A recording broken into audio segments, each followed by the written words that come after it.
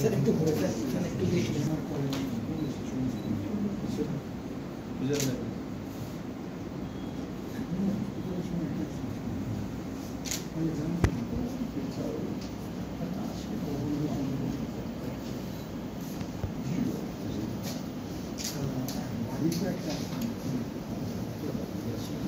সেটা হচ্ছে শ্যামাপ্রসাদ মুখার্জির বাঙালির পরিচিতির ভাবনা কিছু সামাজিক রাজনৈতিক দিক, সোশিও ইকোনমিক যেটাকে বলে।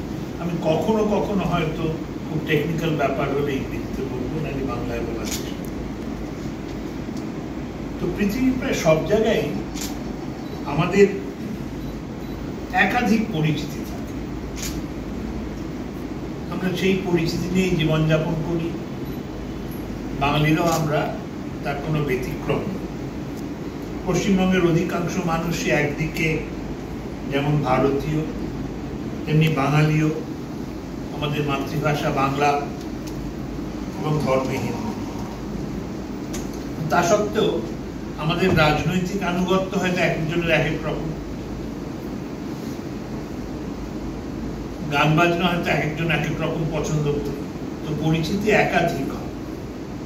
রাজনৈতিক আদর্শ ছাড়াও এমনকি সাধারণ পরিস্থিতিতে আমরা আমাদের বহুমাত্রিক পরিচয়ের সঙ্গে সুখে সহাবস্থান করি, কোনো অসুবিধে নেই। এবং একটি পরিচয়কে অন্য সকলের উপর অগ্রাধিকার দিতে হয় না, সবকিছু নিয়ে বেঁচে থাকে। কিন্তু ব্রিটিশ শাসনের শেষার্ধে, বিশেষ করে 1905 থেকে 1947 সালের মধ্যে বাঙালি হিন্দুদের এক হৃদয় বিদারক চ্যালেঞ্জের মুখোমুখি হতে হয়েছে।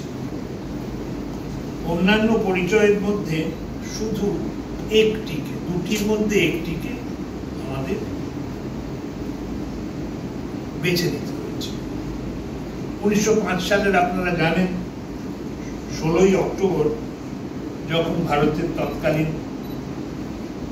ভাইসরয় লর্ড কার্জন উনি বঙ্গভঙ্গ করেন, তখন বাঙালি হিন্দু এবং পূর্ববঙ্গের মুসলিমদের আলাদা আলাদা দুটো প্রদেশ বানানো। তখন বিক্ষুব্ধ বাঙালি জেগে উঠেছিল, স্বদেশী আন্দোলন হল। তারপর ওর মাসখানেক পরে কার্জন ফিরে গেল, ওর কার্জনের ভাইসরয়শিপ শেষ হয়ে গেল। তারপরে বিশিষ্ট প্রচুর বড় বড় পদ অলঙ্কৃত করেছেন কার্জন সাহেব।